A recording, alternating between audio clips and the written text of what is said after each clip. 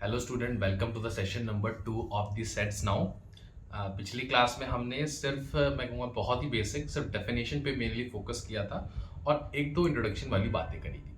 मैं सिर्फ बहुत ही कुछ सेकंड या एक दो मिनट के अंदर आपको बस ये रिवाइज करवा देता हूँ। हमने पढ़ा था सेट में मेन चीज़ जो है वो ये है कि it is a collection of well defined objects.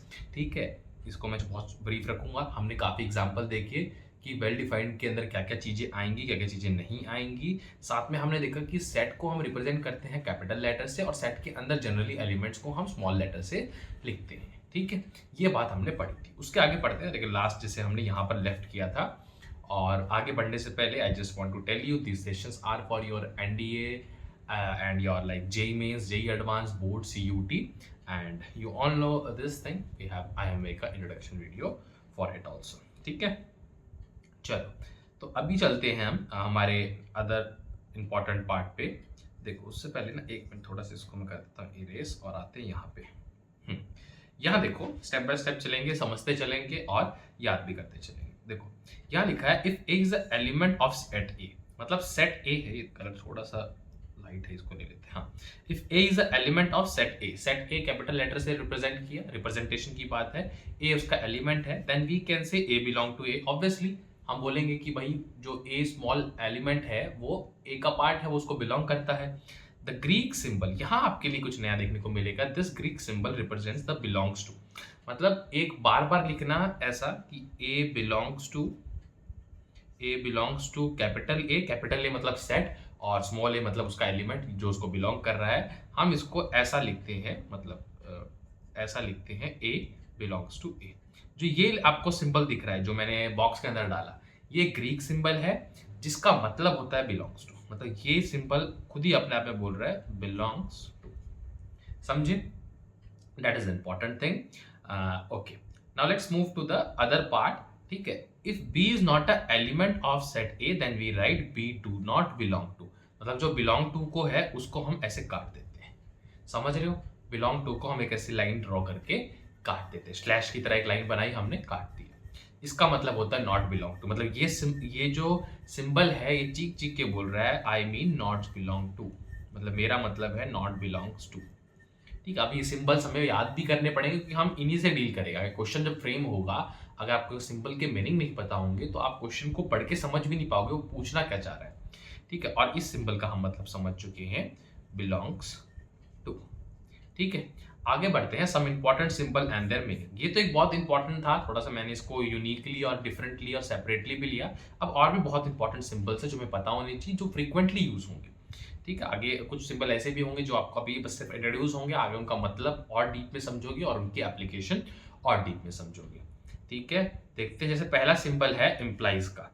ये जो सिंबल है जो आपको मैं कह सकता हूँ डबल एरो की फॉर्म में दिख रहा है, इसका मतलब वो इम्प्लाइज का मतलब कि जब कभी और कोई रिजल्ट निकाल के लाते हैं, कुछ चीज डिड्यूस करके लाते हैं, हम बोलते हैं ये डिडक्शन ये इम्प्लाई कर रहा है। इससे ये इम्प्लाई होता है कि ए इक्वल टू बी, इससे ये इम्प्लाई होता है A not equal to B, इससे ये इम्प्लाई होता है कि A plus B equal to zero. कुछ भी, मतलब ये जो मैं लास्ट में कंडीशन बोल रहा हूँ ये बस मैं एक रैंडम कंडीशन बोल रहा हूँ कि इससे ये इम्प्लाई होता है, इससे ये कंक्लूजन निकल के आता है, वो मतलब है इसका।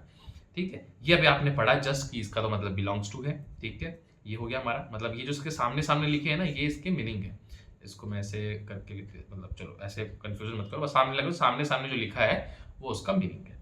ये आपने देखा ए, और फिर ये आप देखोगे यू को इन्होंने क्या किया, 90 डिग्री राइट में घुमा दिया, लेट गया यू क्या किया, यू लेट गया। एक होता है ना, यू को आपने उल्टा कर दिया, यू को टेढ़ा कर दिया। आप मान के चलो यू लेट गया, राइट साइड में 90 डिग्री, सॉरी 90 डिग्री कह रहा हूँ, राइट साइड में 90 डिग्री मूव कर गया और लेट गया। ऐसा सिंबल को हम बोलते हैं सबसेट। अब जैसे मैंने कहा था ना कि कुछ ऐसे सिंबल है जो आपको सिर्फ इंट्रोडक्शन होगा, याद करने पड़ेंगे, लेकिन उनका मेन अंडरस्टैंडिंग और मतलब आप बाद में समझोगे। एक बार के लिए मैं समझाने की कोशिश जरूर करूंगा यहाँ पर भी, बट उसकी एप्लीकेशन बेस्ड और उसकी डीप अंडरस्टैंडिंग आपको आगे और अच्छी तरह समझ आएगी। सबसेट का मतलब क्या होता है, जैसे आपके मान के चलो एक बड़ा सेट है, जैसे इसका मतलब है कि ए सबसेट है बी का। देखो सब का मतलब इंग्लिश में हम कहें सब होता है एक लोअर, मतलब जैसे हम बोलते हैं, आपने बहुत जगह पढ़ा होगा, मतलब बहुत जगह के आपने देखा है, इंस्पेक्टर होता है और एक होता है सब इंस्पेक्टर। मतलब सब इंस्पेक्टर मतलब इंस्पेक्टर से एक रैंक नीचे वाला होता है जो है ना, उसके लोअर, मतलब सबका मतलब होता है कि लोअर उससे। तो इसका मतलब कि जो ए है वो थोड़ा लोअर है, बी बड़ा है, मतलब बी बड़ा सेट है, बी के अंदर मान लो चलो 10 एलिमेंट है, 1 2 3, चलो 5 ले लो एक बार के लिए।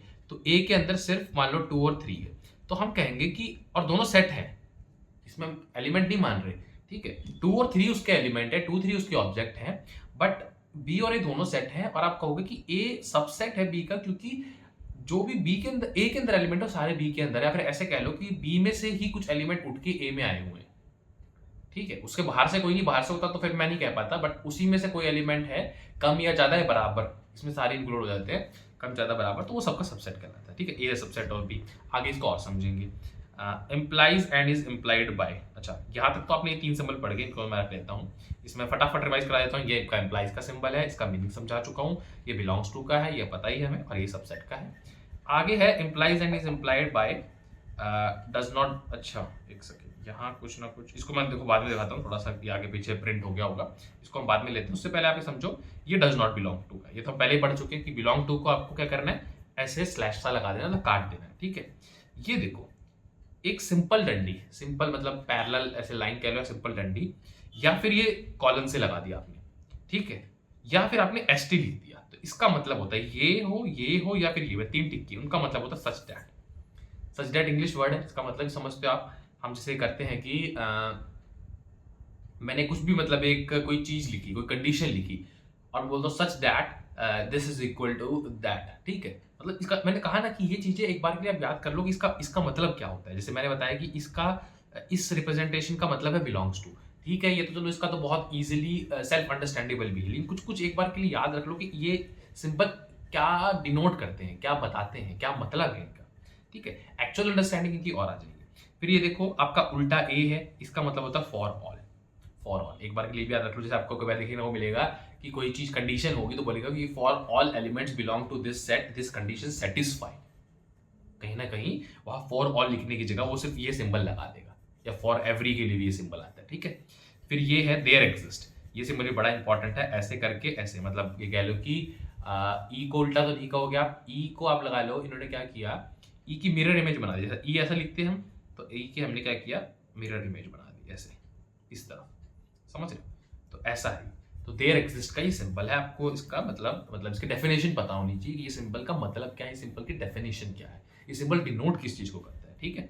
आगे आप और समझने को, आई डबल एफ, एक तो इफ होता है, इफ का इंग्लिश मतलब आपको पता है, आई डबल एफ का होता है इफ एंड ओनली इफ, मतलब ये पूरी लाइन लिखने की जगह अगर हम आई डबल एफ लिख रहे हैं तो ये यही मतलब होता है इफ एंड ओनली। मैं यहाँ पर ज़्यादा कंफ्यूज मतलब ऐसे दिक्कत में या घबराने की जरूरत नहीं है, मैंने फिर बताया एक बार के लिए, आप सिर्फ इंट्रोडक्शन पॉइंट ऑफ व्यू से दिमाग में बस इन चीज़ों को करो कि मैंने पढ़ के, मैं बस आप ऐसा होता है कि मैंने देख लिया है, कभी ना कभी आया तो मैं थोड़ा बहुत फैमिलियर हो चुका हूँ उससे, ठीक है।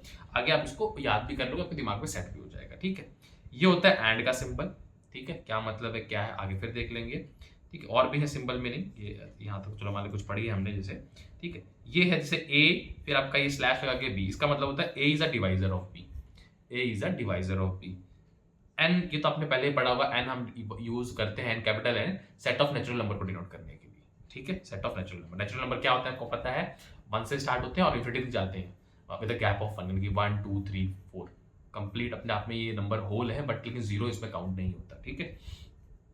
मतलब ये एक तरीके से कंप्लीट नंबर है, बट इसमें हम एक होल नाम वर्ड यूज करके बोलो कंप्लीट नंबर है, इसमें कोई डेसिमल इन्वॉल्व नहीं होता और 0 इसका पार्ट नहीं होता। होल में बस इतना फर्क है कि होल में हम 0 को इन्वॉल्व कर लेते हैं, मतलब natural number plus 0 is your whole number, ठीक है।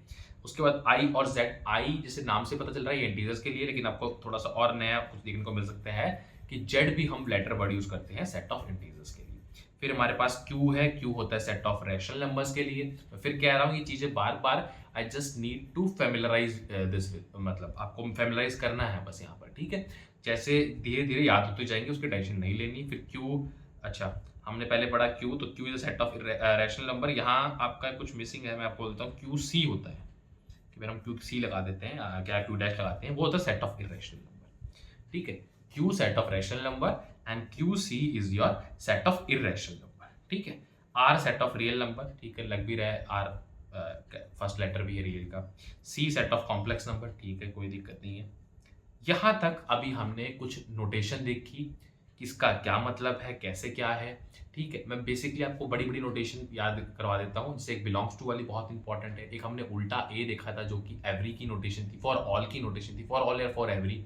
फिर हमने देखा था लाइक कुछ ऐसी नोटेशन जिससे मैं बताता हूँ, सबसेट वाली बड़ी इंपॉर्टेंट थी, यू को 90 डिग्री राइट में घुमा रखा था, ठीक है। देयर एग्जिस्ट वाली नोटेशन देखी थी, ई की मिरर इमेज, ठीक है। जब हम क्या करते हैं, ई की मिरर इमेज, जब हम ई का मिरर उसके लेफ्ट हैंड साइड में लगा देते हैं, ठीक है, ऑब्वियसली उसकी मिरर फिर इमेज बनेगी उसके लेफ्ट हैंड साइड में ही, और वो होगी मतलब ई का है, आप समझ चुके हो, ठीक है, मैं बता रहा हूँ। ऐसे हमने और भी कुछ देखे, कईयों के मतलब हमें पढ़ते ही समझ आए क्या बोलना चाह रहे हैं, जैसे IFF भी था एक, जिसका था इफ एंड ओनली इफ तो आपको पता है कब लगाते हैं, क्यों लगाते हैं, कि अगर ऐसा होगा तो ऐसा, and if and only if की ऐसा एंड ऐसा ही, ऐसा एंड ऐसा ही, समझ रहे हो। तो वो आपको दोस्त ये समझ आएंगी जब ये क्वेश्चन में आएंगी, जब एप्लीकेशन में आएंगी, ठीक है। ऐसा ही होता है ना कि हम कभी फॉर्मूला पढ़ते तक उसको सॉल्व किसी क्वेश्चन में यूज नहीं करके देखते, हमें चीजें समझ नहीं आती। तो एक बार के लिए फैमिलाइज करना था, I have told you in a way of theory, आगे और भी चीजें पढ़ेंगे हम। तो मैं चाहता हूँ कि इस सेशन को भी छोटा रखते हैं, मेरे ख्याल से हार्डली 7 to 8 मिनट का सेशन होगा। नेक्स्ट सेशन में हम type of set representation of set पढ़ेंगे। इसमें हम एक बार इंट्रोडक्शन भी दिया था मैंने, इंट्रोडक्शन तो नहीं कहूँगा, मैंने एक बार नाम जरूर लिया था, रोस्टर फॉर्म और टेबुलर फॉर्म का। रोस्टर फॉर्म में मैंने बताया भी था कि जहाँ हम एलिमेंट को स्पेसिफिकली लिखते हैं, कॉमा सेपरेट कर ले करली ब्रेसेस में लगा के। डरो मत, ऐसा नहीं कि मैं वापस नहीं बताऊंगा, ऑब्वियसली इसको पूरा तरीके से लिख के, समझा के, थ्योरी दिखा के, फिर ही आपको मतलब तसल्ली करवा के हम आगे बढ़ेंगे, और फिर टेबुलर फॉर्म में पढ़ेंगे जहाँ हम डेफिनेशन की फॉर्म में करते हैं। मेरा एक ये भी रहता है कि मैं बार बार चीज़ों को इंट्रोड्यूस और रिपीट करता रहता हूँ ताकि आपको याद हो जाए। कहीं ना कहीं पहले इंट्रोड्यूस कर दिया, कहीं अभी इंट्रोड्यूस कर दिया, फिर कर दूंगा, बार बार आपकी चीज़ें जाएंगी, सबकॉन्शियस माइंड में बैठ जाएंगी, आपको याद हो जाएगी। मतलब एक टीचर का ही फर्ज होता है ना स्टूडेंट को समझा के कुछ कुछ काम याद भी करवाना, मतलब उसका एक ऐसा काम कम कर देना, मतलब कि ऐसा हेडेक कम कर देना जो मतलब मैं ऐसे कहूँगा कि जो किया जा सकता है, ठीक है। उसको अभी उसको प्रैक्टिस करनी है अपने हाथों से, वो तो खुद करनी पड़ेगी, मैं मानता हूँ, बट एटलीस्ट उसको मटेरियल तैयार करा मिल जाए, उससे कहीं भागना ना पड़े चीज़ों के लिए, ठीक है। जो मतलब मैं कहूँगा कि जो जहाँ टाइम बचाया जा सकता है वो स्टूडेंट का टीचर करके दे देगा, और जो उसको खुद से हाथों से प्रैक्टिस करनी पड़ेगी वो कर लेगा, अच्छे क्वेश्चन सेलेक्ट करके दे देगा वो उसको, ठीक है। उसको अच्छी से थ्योरी पढ़ा देगा, ढंग से उसके दिमाग में चीज़ें बिठा देगा, डाउट्स नहीं रखेगा उसके दिमाग में, ठीक है। ये चीज़ें चलो ठीक है। Thank you so much for attending this lecture, we will be meeting soon in the next lecture now.